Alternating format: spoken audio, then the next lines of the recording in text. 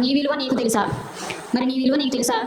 ఈ రోజునున్న కాలంలోని మనం ఎక్కువగా మనం ఫేస్బుక్ ఆన్ చేసినా, యూట్యూబ్ ఆన్ చేసినా మనం ఎక్కువగా ఆలోచించేది ఏంటండి? మరణాలండి.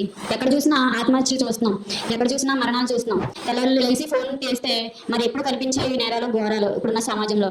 మరి నీ విలువ నీకు తెలుసా? నీ ప్రాణం విలువ నీకు తెలుసా?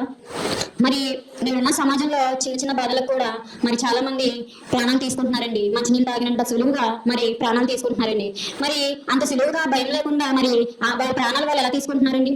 ఒక ప్రేమ కోసమో, లేదంటే ఇంట్లో అప్పుల కోసమో, బాధల కోసమో మరి నీ ప్రాణాలను తీసుకోవడానికి అంత ధైర్యం చేస్తున్నాం, బ్రతకడానికి ధైర్యం లేక మరి ఆత్మహత్యలు అనేది ఈ రోజున చాలా జరుగుతున్నాయండి నేటి సమాజంలో.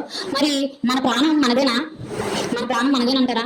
కాదండి. మన ప్రాణం చాలా విలువైంది. మరి యేసుక్రీస్తు వారు ఆనాడు 2020 సంవత్సరాల క్రితం ఈ భూమి మీదకి వచ్చి మన పాపాల నిమిత్తం ఆయన ప్రాణాలు ఇచ్చారండి. మన సమాజం మరి వాళ్ళంతటా వాళ్ళ ప్రాణాలు తీసుకుంటున్నారండి. అప్పుల కోసం, లేదంటే ప్రేమల కోసం. ఒక అమ్మాయి కోసం ఒక అబ్బాయి ప్రాణాలు తీసుకుంటున్నాడు, లేదంటే ఒక అమ్మాయి కోసం ఒక అబ్బాయి, అబ్బాయి కోసం అమ్మాయి, ఇలాగ ప్రాణాలు తీసుకుంటున్నారండి నేడున్న సమాజంలో. లేదంటే ఒక కుటుంబంలో చిన్న చిన్న సమస్యలు వచ్చినా సరే ప్రాణాలు తీసుకుంటున్నారండి. మరి అంత సులువుగా ఎలా తీసుకుంటున్నారండి ప్రాణాలు? మంచి నీళ్ళు తాగినంత సులువా మంచి ప్రాణం తీసుకోవడం? కాదండి. మరి మన ప్రాణం ఏమిటో మరి బైబిల్ నుంచి చూసుకుందామండి. మన దేహం ఎటువంటిదో మరి బైబిల్ నుంచి చూసుకుందామండి. పౌలు గారు రాసిన కొరింథీయులకు రాసిన మొదటి పత్రిక 6వ అధ్యాయం 19వ వచనం చదువుకుందాము. మీ దేహము దేవుని వలన మీకు అనుగ్రహింపబడి మీలో ఉన్న పరిశుద్ధాత్మకు ఆలయమై ఉన్నదని మీరు ఎరుగురా? చాలు.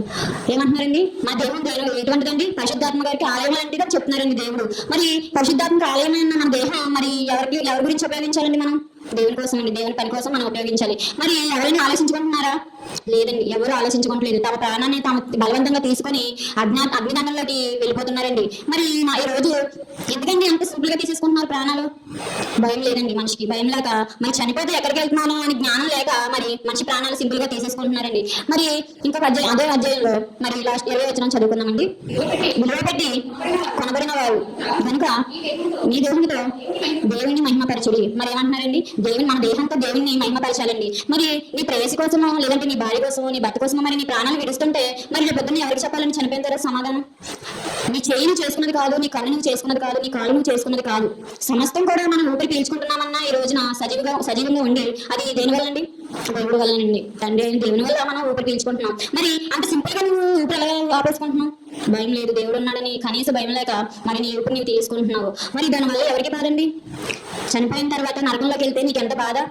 అది దేవుని కోసం. మరి నీ బ్రతుకు దేవుని కోసం ఇస్తే ఆ బ్రతికి ఒక అర్థం ఉంటది.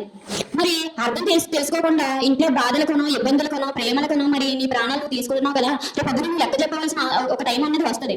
మరి దేవుడికి నువ్వు ఏం సమాధానం చెప్తావు? రేపు పొద్దున చనిపోయిన తర్వాత దేవుడికి ఏం సమాధానం చెప్తారు?